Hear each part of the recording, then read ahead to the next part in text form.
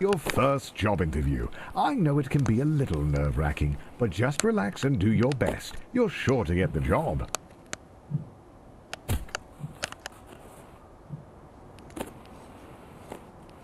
Congratulations, you've completed the interview process. Unfortunately, the company needs you to do a take-home interview. I see a note here that says, "Sorry for making you jump through all these hoops." Oh, yeah. So the company just needs one more interview. The note here says, "Last one, we promise." And to ignore the hoops on fire. That's just a technical bug in their hiring system. There it is, the offer letter. You grab the letter and read it out loud.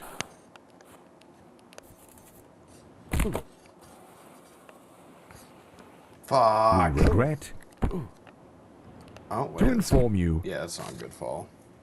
that the role has been filled.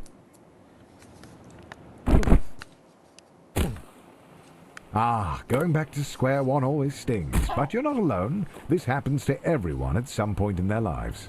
Luckily, your mom says that your Uncle Gerald has a friend who can hook you up with a job at their warehouse. I know it's your birthday, but the company saves money when the new hires do their training on Saturday nights. So, it's time to get to work.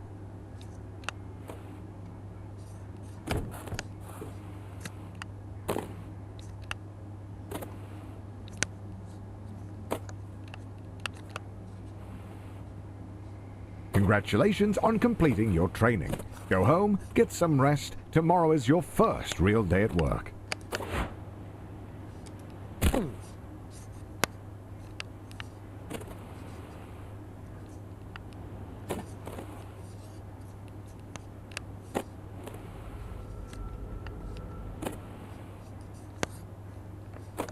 Your first day. And look how big the warehouse is. Think of all the room for productivity. There are absolutely no downsides to working in such a massive open building with no railings or safety structures. None whatsoever.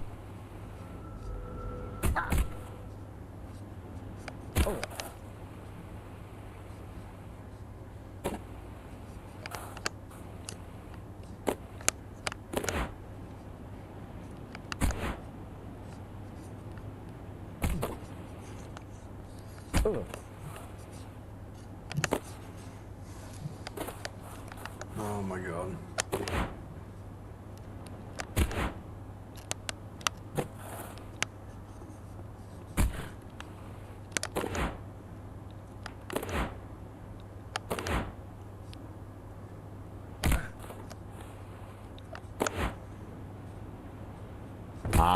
So rumor has it that corporate spent all of their money on fighting Ted's injury lawsuit.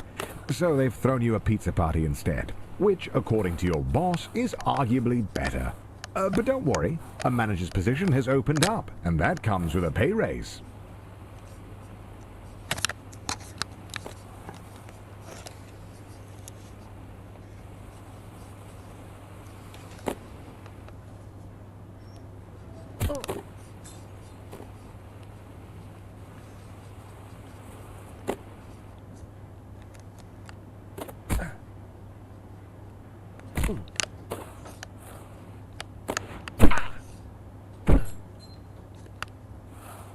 Oh, to be young and naive. They were never going to promote a lowly warehouse worker.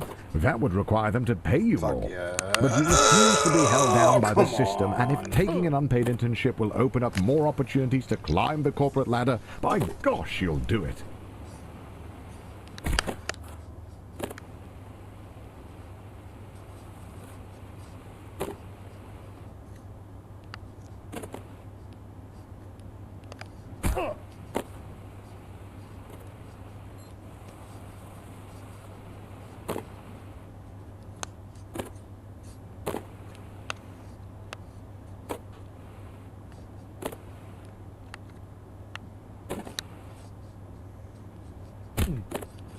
Oh my god.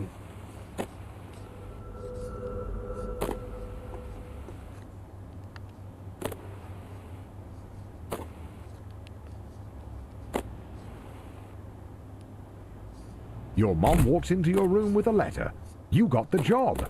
Tomorrow is your first day as an unpaid intern. What an honor.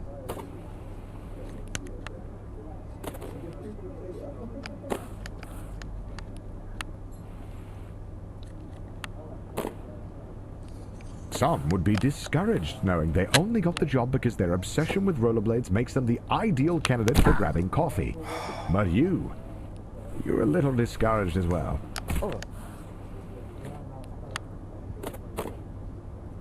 Oh my god.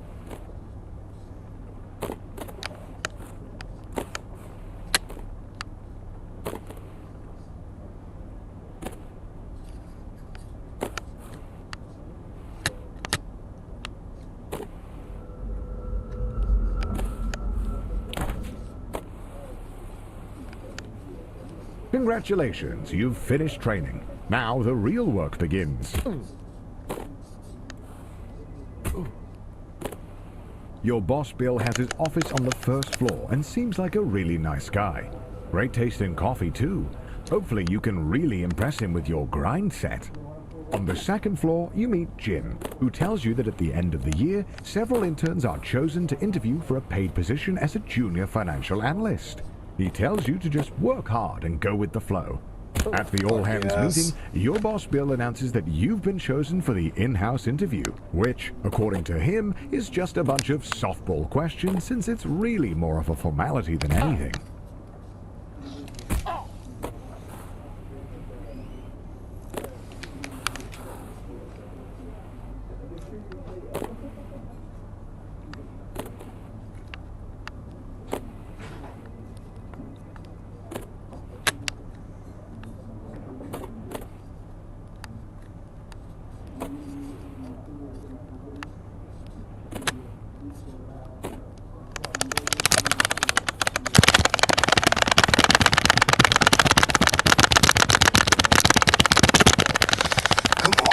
Fuck yes. Oh my god.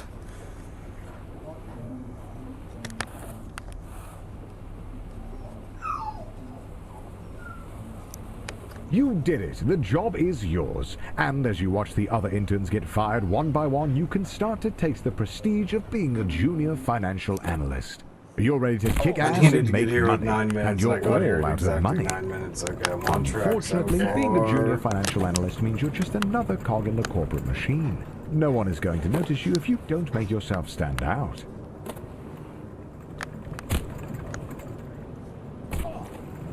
Being a cog means doing a lot of the same thing over and over again. But the company wine mixer is coming up, and if you can make a good impression, it'll go a long way.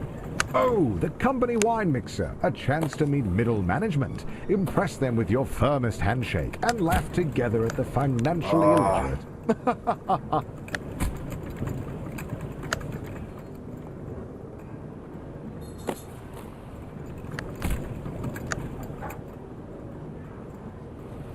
Holy shit. After spinning your wheels for a year, you finally get invited to the company mixer. Rubbing shoulders with middle management has you inspired. You want to be one of them. What does a middle manager even do? Well, nobody knows. But they get paid more than you, and that's a good enough reason. You've been putting in tons of extra hours. You're doing the work of 2 employees. No one notices. But you brought a VP some coffee, and he liked that.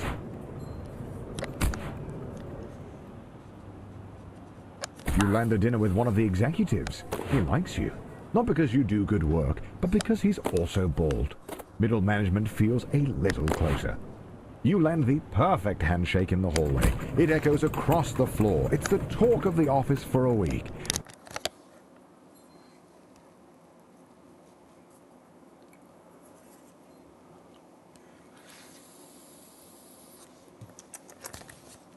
This is the kind of thing that gets you promoted.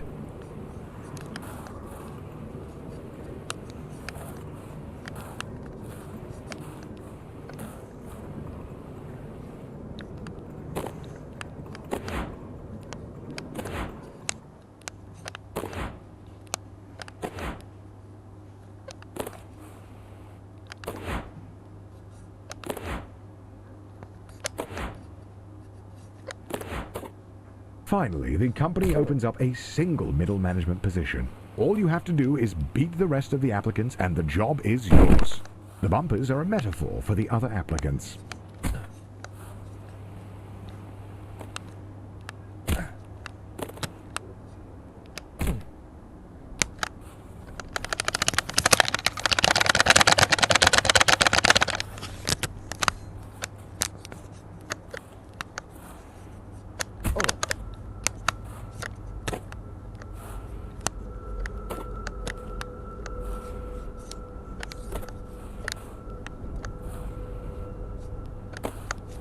The second round of interviews cuts out 90% of the applicants. The herd has been thinned out, and you're still standing strong. Wait, somehow Ted is in the running? When did he get a job here? It doesn't matter. Just stay focused and get that job.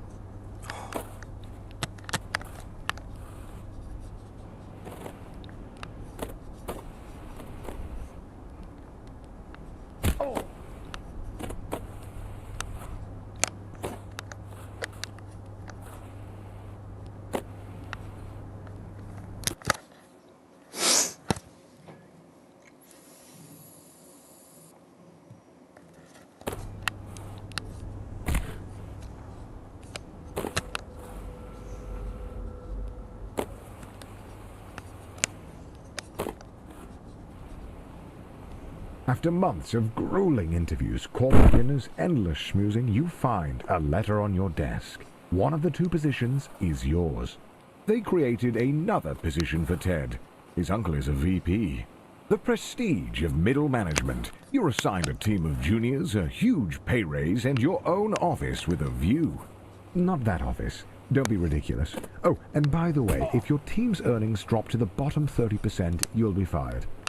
Welcome to middle management. No one really knows what you do here, and in fact, no one really knows how to get promoted. Progressing at this stage of your career feels like a confusing maze with no clear path forward.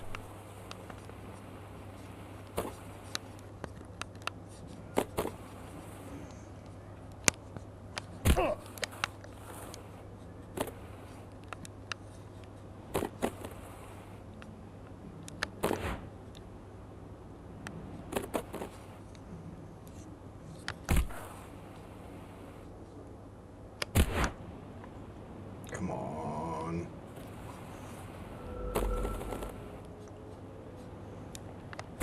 You ask your boss about career advancement, but he tells you that with the current budget, you'll have to put a pin in it until after they can get their ducks in a row trying to accelerate profits and maximize shareholder value in the long term.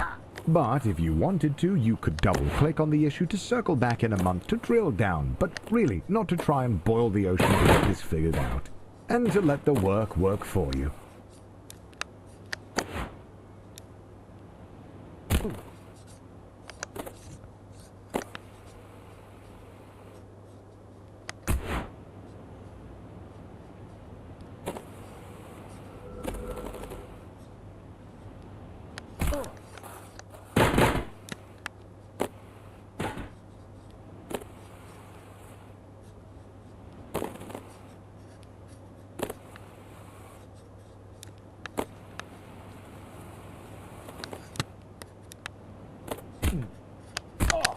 You gotta be fucking kidding me.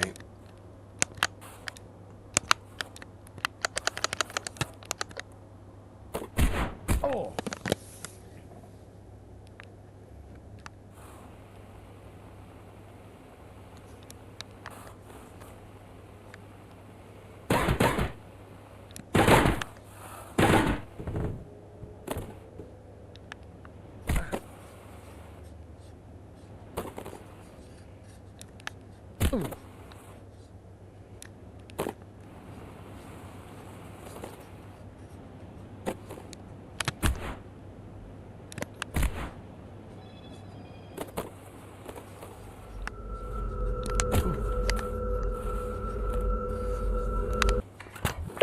The Grind Set. Welcome back to The Grind Set, the only business-minded podcast that gets you real results. You sound kind of down, Chad. What's going on? I'm a little down, TJ. I'm currently coming to terms with how hard it is to be rich. Everyone says being rich is easy, but it's hard. Harder than being poor. That's for damn sure. Because they don't tell you about all the enemies you make when you're rich. People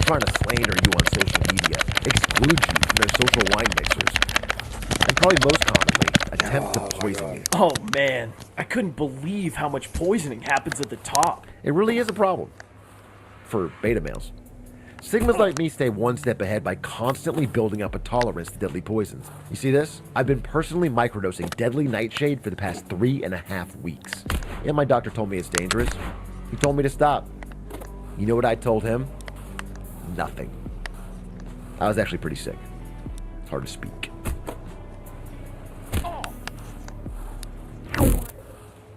Ted's uncle and former VP has started his own firm and is aggressively poaching employees. It may only be a matter of time before you get an offer, but your boss has been hinting that you're up for a promotion, so it might be a tough decision. You decline the offer, but shortly after, you discover that the company has been running a pyramid scheme this whole time. If you act quick, it's not too late to switch jobs. At this stage in your career, there are no safeguards. The only one who can convince the board to make you a department head is you.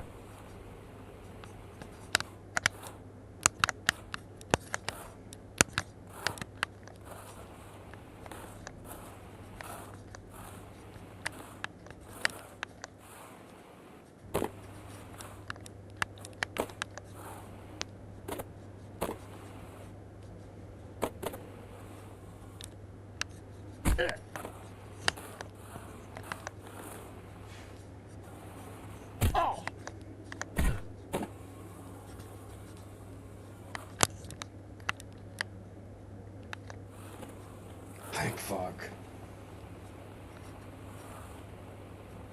You hear about the Doinkler portfolio. 2 VPs have used their insider trading knowledge to invest a ton of money into it, but it hasn't taken off. You could take it on, but 3 other managers have been fired trying to make it work.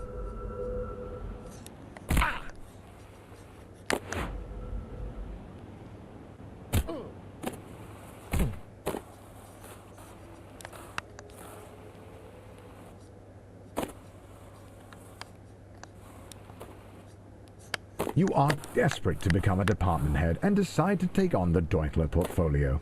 If you pull it off, you'll secure 2 votes from the board. If you don't, you'll be fired.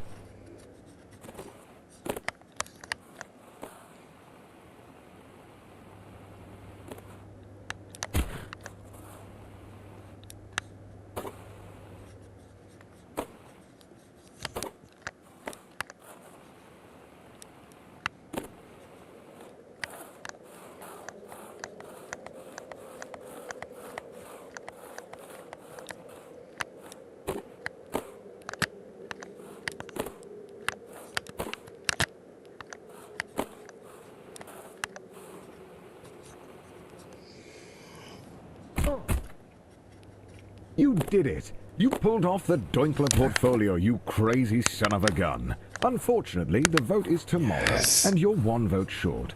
Looks like it's better luck next time. You're still convinced that being a full-time YouTuber is for absolute degenerates, but he was such a class act that it was enough to sway the vote. You are the new department head.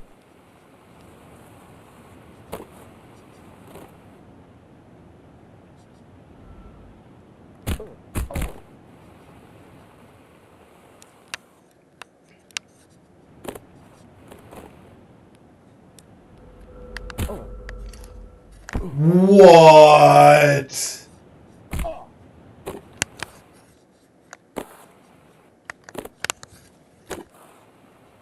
Oh my fucking god, why?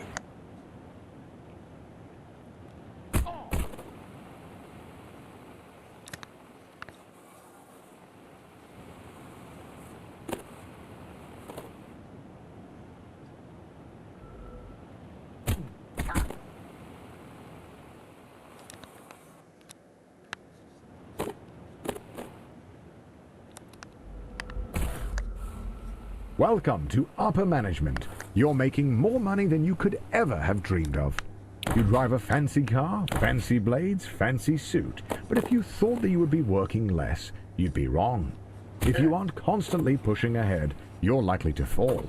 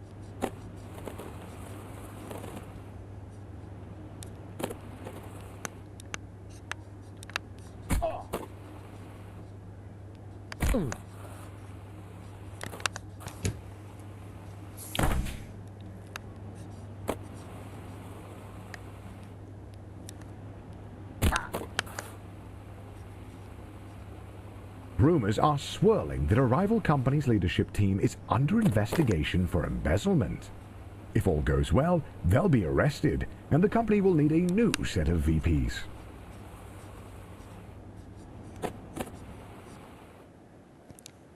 The FBI sweep the whole leadership team into prison, just as you thought. They need a new VP. And as the first candidate to apply without a criminal record, you're instantly chosen. They don't even look at your resume.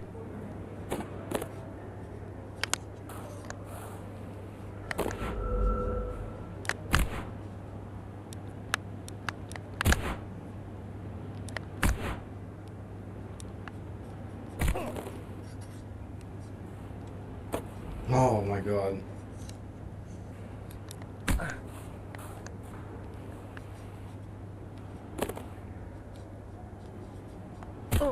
Being a VP at a large company puts you in the top 0.01%. But it's not enough. The goal is and has always been to be CEO. You have no idea how, but all you know is that you need to keep grinding.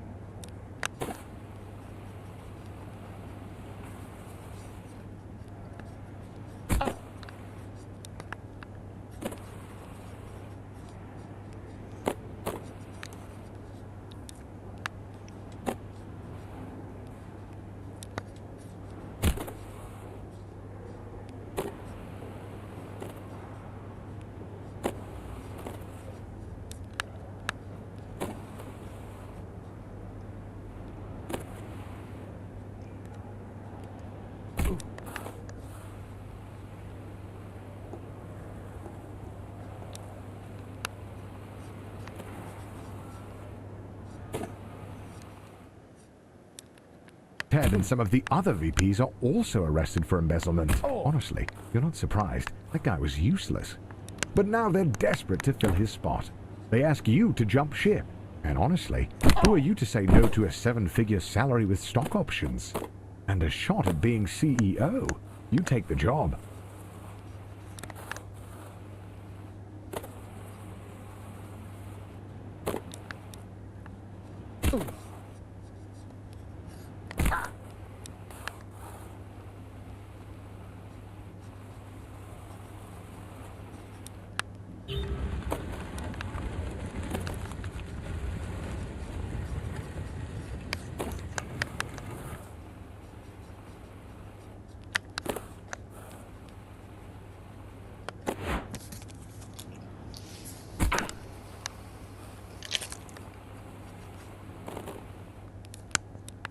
You spend half of your salary on flying a board member to Wimbledon.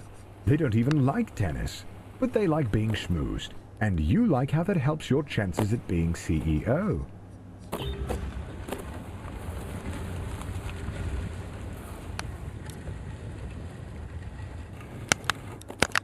Ha ha ha ha.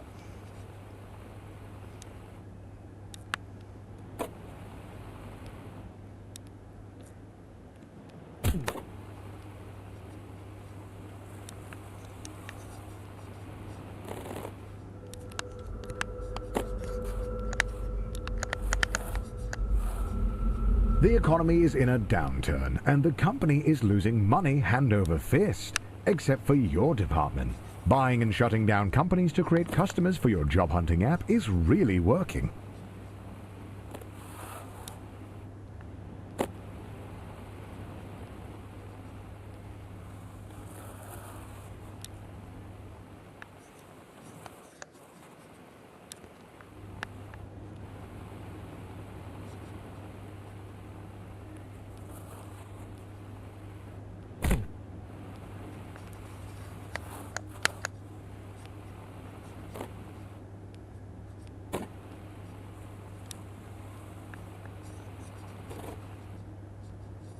The CEO of your old company is considering retirement. There's only room at the top for one, but now's your chance. You got this.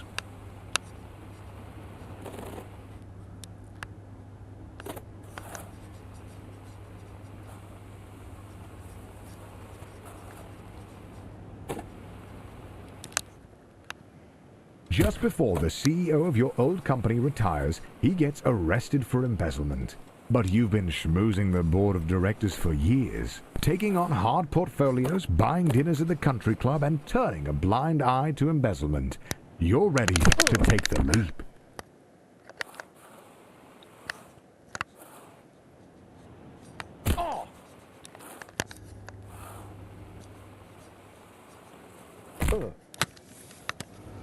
Fuck this game! Oh my god, I had it. I fucking had it. Oh my god. Oh my god.